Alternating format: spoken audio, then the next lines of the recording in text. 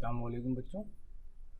Maths 2 geometry सबक number 1 इल्म हिंदसा के बुनियादी तस्वुरात, इस सबक का मजमुआ सवालात बच्चों आपके सामने पेश है।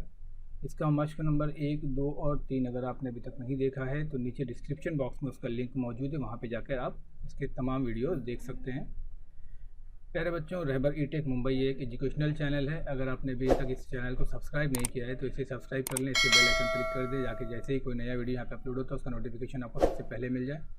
अगर आपको ये वीडियो अच्छे लगते हैं तो आप इसे लाइक करें, अपने तमाम दोस्तों में से शेयर ज़रूर करें बच्चों।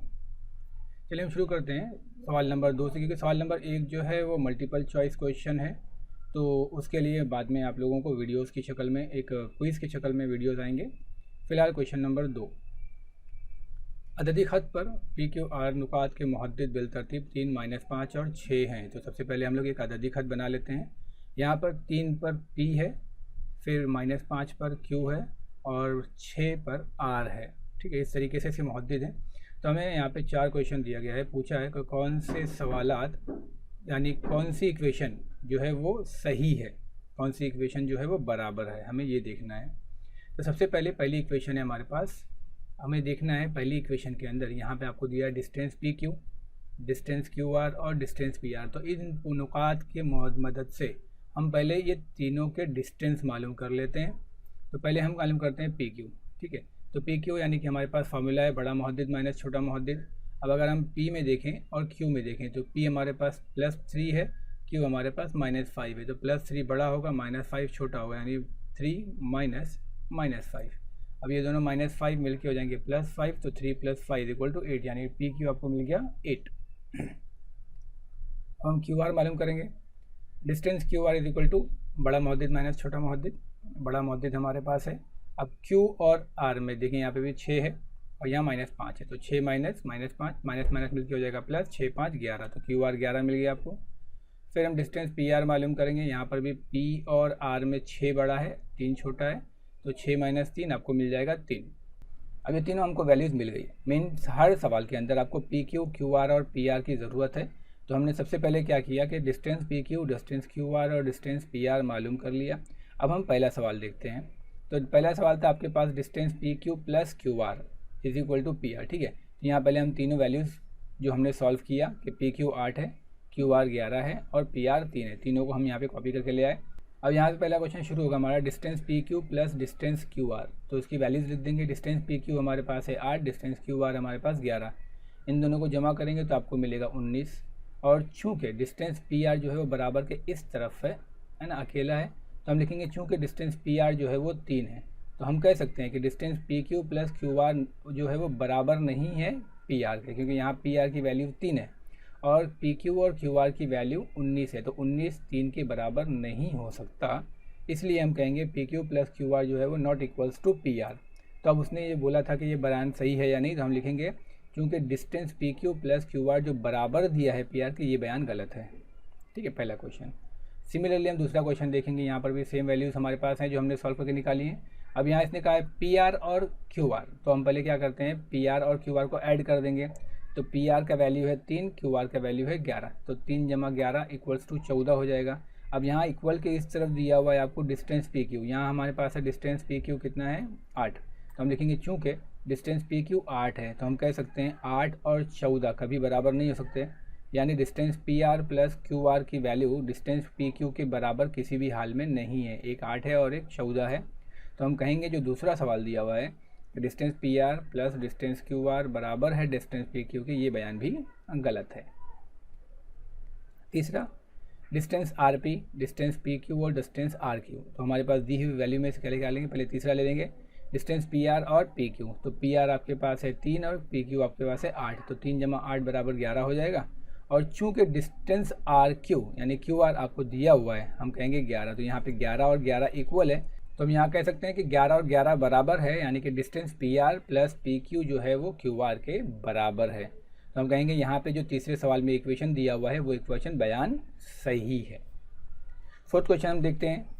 हमारे पास दिया हुआ है P Q minus P R = P Q हमारे पास है 8, पी आर है 3, तो 8 - 3 = 5। हम कहेंगे चूँकि बराबर के इस तरफ जो है वो क्यू आर अकेला है, यानी हम कहेंगे चूँकि क्यू आर जो है वो 11 है, तो 11 और 5 तो कभी बराबर हो नहीं सकते, यानी कि ये इक्वेशन बराबर नहीं है, 11 और 5 बराबर नहीं है, तो हम कह सकते हैं जो दी हुई मसावत है वो बयान जो है वो गलत है। थर्ड क्वेश्चन सेम वैसे ही जैसा भी हमने किया है, यहाँ पर भी आपको कुछ नुकात की जोड़ियाँ दी गई हैं, आपको इनका फासला मालूम करना है।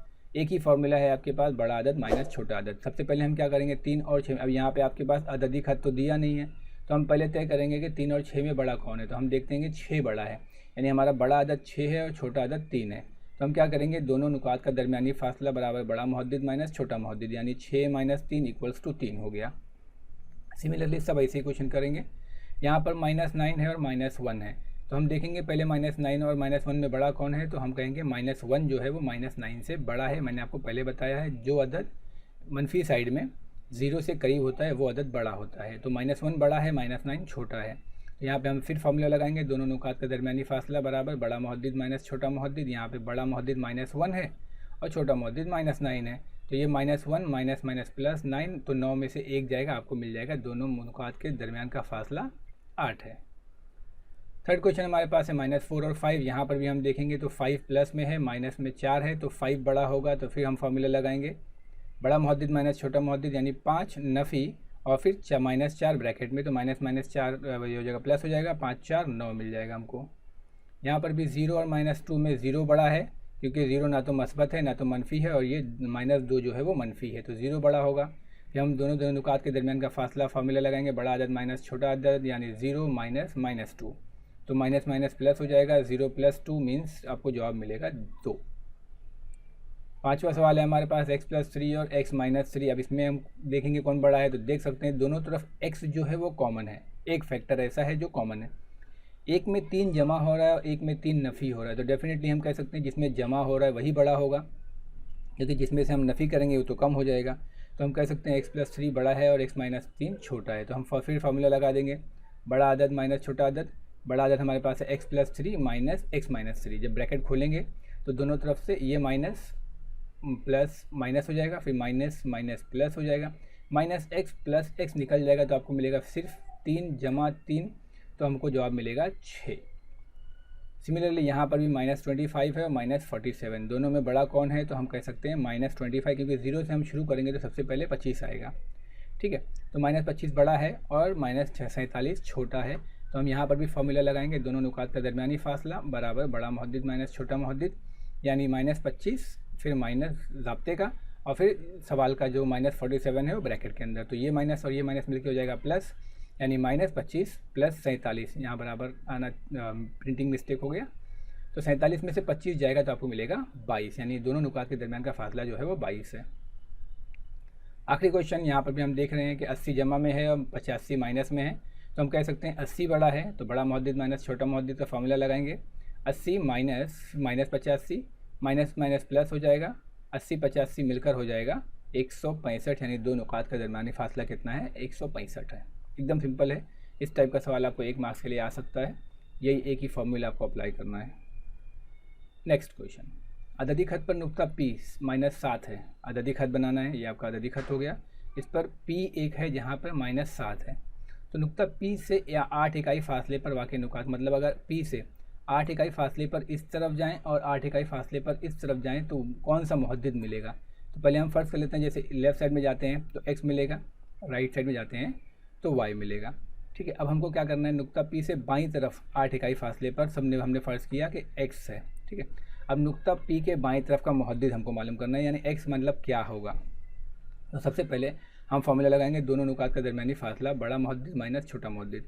अब हम यहाँ ध्यान देंगे कि जैसे -7 है, तो अब हम अगर जितना पीछे जाएंगे तो वहाँ पे -8 -9 -10 -11 इस तरीके से नंबर्स छोटे होते जाएंगे, यानी कि इस तरफ लेफ़्ट साइड जाएंगे तो -7 पहले आ रहा है और x बाद में आ रहा है, तो हमारा -7 जो होगा वो बड़ा नंबर होगा और x जो होगा वो छोटा होगा, ठीक है। क्योंकि अगर यहाँ कहीं 0 होगा तो 0 की तरफ से पहले -7 आएगा और फिर और पीछे की तरफ जाएंगे तो और नंबर छोटे होते जाएंगे, यानी -7 -8 -9 -10 -11 -12। तो जितना पीछे जाएंगे तो अल्फाज छोटे, नंबर छोटे होते जाएंगे, यानी x जो है वो छोटा होगा और -7 बड़ा होगा। अगर हम लेफ़्ट साइड जाते हैं तो यानी हम लिख सकते हैं कि बड़ा अदद जो है हमारा वो -7 है और छोटा अदद जो हमारा है वो x है, यानी बड़ा अदद माइनस छोटा अदद। अब चूंकि दोनों नुकात के दरमियान का फासला हमको पहले ही दे दिया है कि वो 8 है, तो हम लिखेंगे 8 इज इक्वल टू -7 -x। अब ये -x को हम क्या करते हैं, लेफ्ट साइड भेज देते हैं और 7 को राइट साइड भेज देते हैं, तो हमको मिलेगा x इज इक्वल टू -7 -8। तो नफ़ी नफ़ी जमा होता है, यानी -7 -8 मिलकर हो जाएगा -15। तो हम कहेंगे कि -7 से 8 इकाई फासले पर लेफ़्ट साइड में, यानी बाएं तरफ है ना, नुक्ता P के बाईं तरफ 8 इकाई फासले का जो मुहद्दिद होगा वो -15 होगा। ठीक है, जहाँ पर x होगा वो कितना होगा, -15। अब इसी तरीके से हम दाईं तरफ का हल करेंगे। नुक्ता P के दाईं तरफ 8 इकाई फासले पर सबसे हमने फ़र्ज़ कर लिया कि ये y है। ठीक है, तो हम लिखेंगे नुक्ता P के दाईं तरफ का मुहद्दिद क्या होगा। तो यहाँ पर भी हम सेम फार्मूला लगाएंगे, दोनों नुकात के दरमियानी फासला बड़ा मुहद्दिद माइनस छोटा मुहद्दिद। अब हम चूँकि दाईं तरफ जा रहे हैं, तो मनफी के दाईं तरफ जब हम जाएंगे तो दाईं तरफ जाते वक्त पहले मस्बत नंबर आएगा, बाद में मनफी नंबर आएगा, यानी कि जितना दाईं तरफ जाएंगे उतना आपको बड़ा नंबर मिलेगा और जितना बाईं तरफ जाते जाएंगे उतना आपको छोटा नंबर मिलेगा। तो अब P के अगर हम दाईं तरफ जा रहे हैं तो Y जो होगा फिर वो बड़ा नंबर हो जाएगा और P जो होगा वो छोटा हो जाएगा। दाईं तरफ जाएंगे तो आपको बड़ा नंबर मिलेगा, बाईं तरफ जाएंगे तो आपको छोटा नंबर मिलेगा। तो अब दाईं तरफ समझेंगे तो हमारा Y बड़ा हो जाएगा और -7 छोटा हो जाएगा और दोनों का दरमियानी फासला तो 8 दिया ही है, तो हम लिख देंगे 8 is equal to y minus -7, क्योंकि अब यहाँ पर y बड़ा है। तो 8 is equal to y plus 7 हो जाएगा। तो ये 7 यहाँ 8 के साथ आके मनफी हो जाएगा, तो y इज इक्वल टू -8 -7 मिल जाएगा, यानी कि 1। तो हम कह सकते हैं नुक्ता P के दाईं तरफ 8 इकाई फासले का जो मुहद्दिद होगा वो +1 होगा, यानी राइट साइड में आप जाएंगे जहाँ पर भी 8 फासले पहुँचेंगे वहाँ पे +1 होगा और जैसे ही P के आप लेफ़्ट साइड में 8 फासले पे जाएंगे वहाँ पे -15 मिलेगा आपको। नेक्स्ट, दी हुई मालूमात के लिहाज से ज़ेल के सवालात के जवाबात लिखना है आपको। पूछा है BC और AC दे दिया है, जबकि ABC हम खत्ती, एकदम सिंपली बात है। अब चूँकि आपको ABC हम खत्ती दे दिया है, आपको ज़्यादा डिटेल बताने की ज़रूरत नहीं है, मश्क में मैं बता चुका हूँ कि ABC हम खत्ती है, इसका मतलब A इस तरफ है, C इस तरफ है और B बीच में कहीं पर है, यानी AB प्लस BC मिलाएंगे तो AC बनेगा। तो यहाँ पे हम फार्मूला लगा देते हैं, चूँकि AB प्लस BC बराबर AC, क्योंकि ABC हम खत्ती हैं। तो अब आपको जो वैल्यूज़ दिया हुआ है, AB आपको नहीं दिया है, BC आपके पास 6.5 है, AC आपके पास 17 है। तो 6.5 इज इक्वल टू AC की जगह पे 17, AB को आप यहीं छोड़ें, 6.5 को राइट साइड में लेकर चले जाएँ तो आपको माइनस हो जाएगा। 17 माइनस 6.5 आपको मिल जाएगा distance AB is equal to 10.5, जो आपको सवाल में पूछा था। अब सिमिलरली आपको यहाँ पे जो दूसरा क्वेश्चन दिया हुआ है PQR, यानी PQR हम खत्ती हैं, यानी कि P और R के बीच में नुक्ता Q है, यानी P इब्तिदाई नुक्ता है, R आखिरी नुक्ता है और Q बीच में कहीं पर है। तो उस कंडीशन में हम यहाँ क्या लिखेंगे, PQ जमा QR जो होगा वो पूरा PR के बराबर होगा। तो डिस्टेंस PQ जमा QR बराबर PR हो जाएगा। अब PQ का वैल्यू आपके पास है 3.5, QR का वैल्यू आपके पास है 5.7 और PR आपको नहीं मालूम है, PR आपसे पूछा है। तो इन दोनों को ऐड कर दो, आपको मिल जाएगा 9.1। तो हम कह सकते हैं डिस्टेंस PR जो है वो 9.1 है, जैसा कि सवाल में आपसे पूछा गया था कि डिस्टेंस PR कितना होगा। Question number 6, same to same question number 4। अभी जो हम लोगों ने किया कि अददी खत पर नुक्ता A, वहाँ पे P था -7, यहाँ पे 1 है ना, A यहाँ पे एक A है, यहाँ पे इसका मुहद्दिद 1 है। सेम क्वेश्चन है, कोई फ़र्क नहीं है। इससे 7 इकाई फासले पर, वहाँ पे 8 इकाई फासला था, यहाँ पे 7 इकाई फासला है। मैं उम्मीद करता हूँ आप ये कर सकते हो, फिर भी देख लेंगे ना। नुक्ता A के बाईं तरफ 7 इकाई फासले पर 7x है ना। नुक्ता A के बाईं तरफ का मुहद्दिद हमको मालूम करना है, तो हम लिखेंगे फार्मूला। अभी जो चौथा क्वेश्चन किया सेम वही क्वेश्चन है, बस कोई फ़र्क नहीं, खाली मुहद्दिद चेंज किया है ना। तो अब यहाँ पे जैसे मैंने बताया कि जब हम लेफ़्ट साइड में जाएंगे तो आपको छोटा नंबर मिलेगा, यानी कि 1 जो है वो बड़ा है। तो हम यहाँ लिखेंगे 1 minus x is equal to 7, क्योंकि यहाँ फासला 7 है, तो x is equal to 1 minus x। इसको हम सॉल्व कर लेंगे, x लेफ़्ट साइड में चले जाएगा, 7 राइट साइड में आ जाएगा, तो आपको x इज इक्वल टू मिलेगा -6। यानी कि A से 1 से पीछे की तरफ जाएं, बाईं तरफ कितने गिनती पर, 7 पर, तो आपको जो मुहद्दिद मिलेगा वो कितना होगा, -6 मिलेगा। तो हम लिख सकते हैं नुक्ता A के बाईं तरफ 7 इकाई फासले का जो मुहद्दिद है वो -6 है। उसी तरीके से नुक्ता A के दाईं तरफ का मुहद्दिद, अब दाईं तरफ आप जाएंगे तो जैसे जैसे आप राइट साइड में जाते जाएंगे वैसे वैसे आपको बड़े नंबर्स मिलते जाएंगे, यानी कि y जो है वो बड़ा होगा और 1 छोटा होगा, यानी 7 is equal to y plus 1, sorry. तो नुक्ता A के दाईं तरफ का मुहद्दिद क्या होगा, तो दाईं तरफ का मुहद्दिद आपको फासला तो दे दिया है कि 7 इकाई फासले पर है, और चूंकि अब यहाँ पे बड़ा अदद कौन सा है, y है, और छोटा अदद कौन सा है, 1 है, तो हम क्या लिखेंगे 7 is equal to y minus 1। तो अब -1 को यहाँ भेज देते हैं तो ये हो जाएगा y इज इक्वल टू 7 + 1, यानी कि आपको मिल जाएगा 8, यानी कि नुक्ता ए के दाईं तरफ के 7 इकाई फासले पर जो मुहद्दिद मिलेगा वो 8 मिलेगा। एकदम सिंपल सा सवाल है। 7वां क्वेश्चन, झेल के बयानात मशरूत शक्ल में लिखिए। मशरूत मतलब शर्तिया अंदाज में।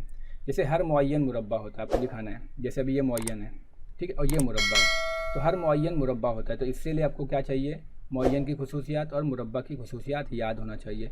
कोई भी मुरब्बा मुअय्यन होने से, मुरब्बा बनने से पहले मुअय्यन होता है, यानी दोनों की खुसूसियत क्या है कि इसके चारों ज़िले बराबर होते हैं, इसके मुकाबिल के ज़िले मुतवाज़ी होते हैं, ठीक है। तो अगर चारों ज़िले बराबर हैं, मुकाबिल के ज़िले मुतवाज़ी हैं, तो सिर्फ एक ही चीज़ फ़र्क है कि इनके ज़ाविये।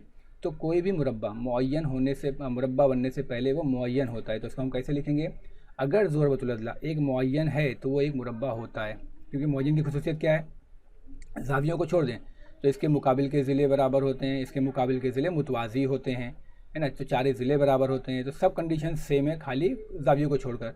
तो अगर वो मुअय्यन है तो वो मुरब्बा हो सकता है।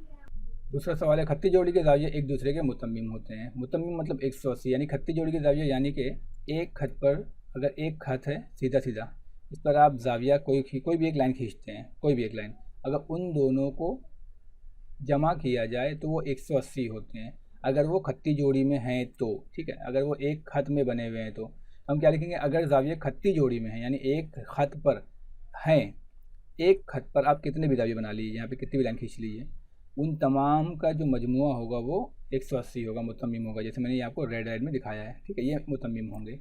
तीसरा है, मुसल्लस 3 कता खत से बनी हुई शक्ल है, तो 3 अगर लाइन खींची जाए तो उससे क्या बनेगा, तो 3 कता खत से खींचा जाएगा तो उससे सिर्फ और सिर्फ मुसल्लस ही बनेगा। यानी हम लिख सकते हैं, अगर कोई शक्ल मुसल्लस है ना, उल्टा बयान, अगर कोई शख्स मुसल्लस है तो इसका मतलब वो 3 लाइन से ही बना हुआ है, 4 लाइन से मुसल्लस बन ही नहीं सकता, 2 लाइन से मुसल्लस बन ही नहीं सकता। तो उसने बोला है कि 3 कता है तो मुसल्लस बनेगा, हमने कहा कि अगर वो मुसल्लस है तो वो 3 कते से ही बनेगा। अब दूसरा सवाल लास्ट, सिर्फ 2 आद वाले अदद को मुफरद अदद कहते हैं। अब मुफरद अदद किसको कहते हैं आपको पता है, ऐसे आदात जो सिर्फ और सिर्फ अपने पहाड़े में आते हैं उनको हम मुफरद अदद कहते हैं। अब जैसे यहाँ मैंने लिखा 2, तो 2 के टुकड़े आप कीजिए तो 2 एका 2, अब 2 के और टुकड़े कर सकते हैं हम लोग, बिल्कुल नहीं कर सकते हैं, इसलिए 2 मुफरद अदद है। अब 3 देखिए, 3 एका 3, हम 3 के टुकड़े कर सकते हैं, नहीं कर सकते, 3 एका 3, बस इसके 2 ही टुकड़े होंगे, 3 एका 3, इसके और मज़ीद टुकड़े नहीं हो सकते। लेकिन अगर हम 4 देखते हैं तो 4 के कितने टुकड़े हो सकते हैं, 2 दूनी 4, फिर 4 एका 4, यानी कितने टुकड़े हो गए इसके, 3 टुकड़े हो गए, यानी इसके 3 आद हो गए, आद मतलब ज़रीब, है ना, 3 ज़रब हो गए।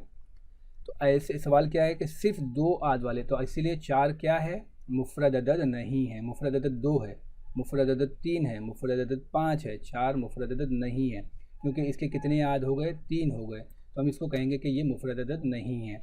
तो अगर उसने क्या कहा है, सिर्फ 2 आद वाले, तो हम क्या कहेंगे, ठीक है, अगर एक अदद के सिर्फ 2 आद ही हों, एक अदद है उसके सिर्फ 2 आद हों तभी ही वो मुफरद अदद होगा, अगर 2 से ज़ायद आद हो गए तो वो मुफरद अदद नहीं है। 8वां सवाल, झेल के बयान के अक्स बयान कीजिए। अब यहाँ पर भी आपको, जैसे वहाँ पे शर्त बोला था, वैसे यहाँ पे हमको अक्स लिखना है, यानी उल्टा बयान लिखना है, यानी जो पहले यहाँ दिया हुआ है हमको वो बाद में लिखना है, और जो बाद में दिया है वो हमको पहले लिखना है। जैसे यहाँ क्या दिया है कि अगर किसी कसीरुल अज़ला के ज़ावियों की पैमाइश का मजमूआ 180 होता है, यानी ऐसी कोई शक्ल हो जिसके ज़िलों की पैमाइश 2 या 2 से ज़ायद हो, तो उसके तमाम ज़ावियों की पैमाइश का मजमूआ 180 होता है तो वो मुसल्लस होता है। तो सबसे पहले हम क्या करते हैं, देखो यहाँ पे एक मैंने मुस्ततिल के जैसा कोई शक्ल बनाई है। अब यहाँ पे कितने ज़िले हो गए, 4 ज़िले, ये भी कसीरुल अज़ला है। यहाँ कितने ज़िले हैं, 3 ज़िले, ये भी कसीरुल अज़ला है, क्योंकि सबके अंदर 2 से ज़्यादा ज़िले हैं। लेकिन हमको पता है कि 4 ज़िले से अगर कोई शक्ल घिरी होती है 4 ज़िले से, तो उसके तमाम ज़ावियों की पैमाइशों का मजमुआ कितना हो जाता है, 360 हो जाता है। हमारा सवाल क्या है, 180, ये आपको खुसूसियत याद होना चाहिए, यानी 4 ज़िले से कोई भी घिरी हुई शक्ल हो, कोई भी शक्ल 4 ज़िले से अगर घिरी हुई है तो इसके चारों ज़ावियों को जमा करोगे तो 360 होगा। लेकिन मुसल्लस के अंदर अगर 3 ज़िले से घिरी हुई शक्ल बनी हुई है, 3 ज़िले से, तो इसके तीनों ज़ावियों की पैमाइश का मजमुआ 180 होता है। तो हमसे उसने पूछा था कि कसीरुल अज़ला के ज़ावियों की पैमाइश का मजमू अगर 180 है तो वो मुसल्लस होता है। तो हम क्या लिखेंगे कि अगर कोई शक्ल मुसल्लस है ना, मुस्ततिल नहीं है, मुरब्बा नहीं है, तो अगर वो मुसल्लस है तो इसके तीनों ज़ावियों की पैमाइश का मजमू 180 ही होगा। ये आपको याद करना है। दूसरा सवाल, दो ज़ावियों की पैमाइशों का मजमू अगर 90 हो, दो ज़ाविये है ना, जैसे सपोज एक शक्ल है, अब ये दो यहाँ दो ज़ाविये हैं, एक ज़ाविया y है और एक ज़ाविया x है, ठीक है। अगर इन दोनों ज़ावियों की पैमाइश का मजमू 90 हो, जैसे मैंने ये शक्ल दिखाया है ABC है ना, तो वो एक दूसरे के मुकम्मिला हैं, मतलब y x के साथ मिलकर 90 बनेगा, यानी y को x मुकम्मल कर रहा है, और x जो है वो y के साथ मिलकर 90 बनाएगा, यानी x y का मुकम्मिला है, यानी x प्लस y बराबर 90 होगा। तो हम एक दूसरे का मुकम्मिला कह सकते हैं। x y का मुकम्मिला है, y x का मुकम्मिला है।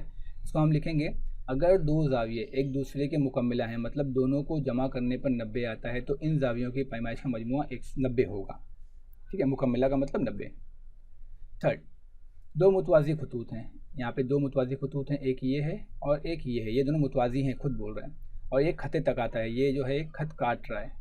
इस तरह बनने वाले जो नज़ीरी ज़ाविये हैं, ये दोनों नज़ीरी ज़ाविये हैं, ठीक है, तो मुतमासिल होते हैं। अगर ये मुतवाज़ी है, देखो क्या बोल रहा है मशरूत बयान, ये मुतवाज़ी हो और ये तीसरा काट रहा हो, तो इस तरीके से जो नज़ीरी ज़ाविये बनते हैं वो बराबर होगा।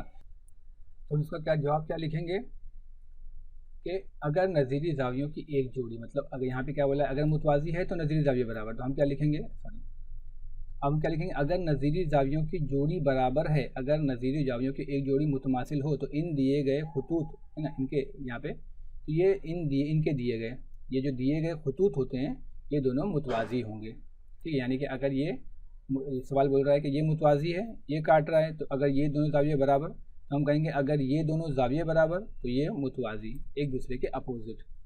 फोर्थ क्वेश्चन, किसी अदद के हिंदसे का मजमुआ 3 से तकसीम होता है तो वो अदद 3 से तकसीम पजीर है। अब देखिए क्या है ये, जैसे मैंने लिखा 315, अब 315 के अंदर कौन कौन से अदद हैं, तो हमारे पास है 3, 1 और 5। अब इसको जमा कर दीजिए, 3 जमा 1 4, 4 जमा 5 9। तो ये 9 जो है वो 3 के पहाड़े में आता है क्या, तो आप बोलोगे हाँ बिल्कुल आता है, 9 जो है वो 3 के पहाड़े में आता है। तो अगर 9 3 के पहाड़े से कट सकता है तो इसका मतलब 315 भी कटेगा। ये सवाल ऐसा है, मतलब किसी अदद के हिंदसों का मजमुआ, अगर इसको आप जमा करते हैं और लास्ट में आने वाला नंबर अगर 3 से कट रहा है, इसका मतलब ये भी 3 से कटेगा। जैसे एक और एग्जांपल लेते हैं, जैसे 6125, अभी हमको नहीं पता कि कटेगा कि नहीं कटेगा, तो देखते हैं हम, 6 है, 1 है, 2 है, 5 है, हम इनको जमा कर लेते हैं। तो 6 1 7, 7 2 9, 9 5 14। अब 14 को हम देख रहे हैं कि 14 जो है वो 3 के पहाड़े में आता है, तो आप कहेंगे नहीं आता है, तो हम कहेंगे ये 3 के पहाड़े से तकसीम पजीर नहीं है, ठीक है। अगर 14 3 के पहाड़े से तकसीम नहीं हो रहा है तो इसका मतलब 6125 भी तकसीम नहीं होगा। तो अगर 3 के पहाड़े के आपको कसौटी चेक करना है, तो हम कोई भी बड़ा नंबर अगर आपको तकसीम करना है तो आप क्या करें, पहले उसके अदद को जमा कर लें। अगर वो 3 से तकसीम हो रहा है तो इसका मतलब ये 3 से तकसीम होगा, अगर इसका जमा 3 से तकसीम नहीं हो रहा है तो इसका मतलब ये भी 3 से तकसीम नहीं होगा। तो हम कहेंगे अगर कोई अदद 3 से तकसीम होता है तो इसके हिंदसों का मजमुआ भी 3 से तकसीम होगा। चलिए सवाल नंबर 9, अब मुकाबिल के बयानात में दिया हुआ है और साबित करना है, आपको लिखना है। जैसे आपको पहला सवाल है, अगर मुसल्लस के 3 अज़ला मुतमासिल हों, अब यहाँ क्या दिया हुआ है, एक मुसल्लस है और इसके 3 ज़िले बराबर हैं, ये आपको दे दिया है। फिर क्या बोलता है, तो के आगे जो भी रहेगा वो आपका क्या रहेगा, साबित करना है। तो इसके तीनों ज़ाविये मुतमासिल हैं। तो सबसे पहले हम क्या करते हैं, यहाँ पे दिया हुआ है एक मुसल्लस के तमाम अज़ला मुतमासिल हैं, यहाँ दिखे ना, इसके तीनों अज़ला कैसे हैं, मुतमासिल हैं। तो हमको साबित क्या करना है, इसके तमाम ज़ाविये बराबर, इसी में से आपको निकालना है दिया हुआ क्या है, साबित क्या करना है। जैसे मुतवाज़िल अज़ला के वित्र एक दूसरे की तनसीब करते हैं, तो आपको दिया क्या है कि एक ज़ुरबतुल अज़ला है जो मुतवाज़िल अज़ला है, और साबित क्या करना है कि इसके वित्र तनसीब करते हैं। तो हम क्या लिखेंगे, दिया हुआ है कि दिया गया जो ज़ुरबतुल अज़ला है वो मुतवाज़िल अज़ला है, आपको साबित क्या करना है कि इसके वित्र एक दूसरे की तनसीब कर दें। एकदम सिंपल सा एक मार्क्स का क्वेश्चन है।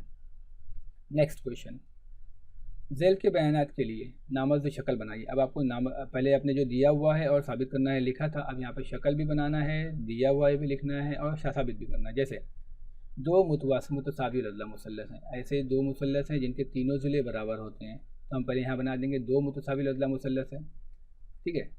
अब ये मुतशाबा मुसल्लस होते हैं, हमको क्या दिखाना है कि दोनों मुतशाबा होते हैं। आपको क्या दिया हुआ है कि मुसल्लस ABC और PQR मुतसावियुल अज़ला है, सबके तीनों ज़िले बराबर हैं।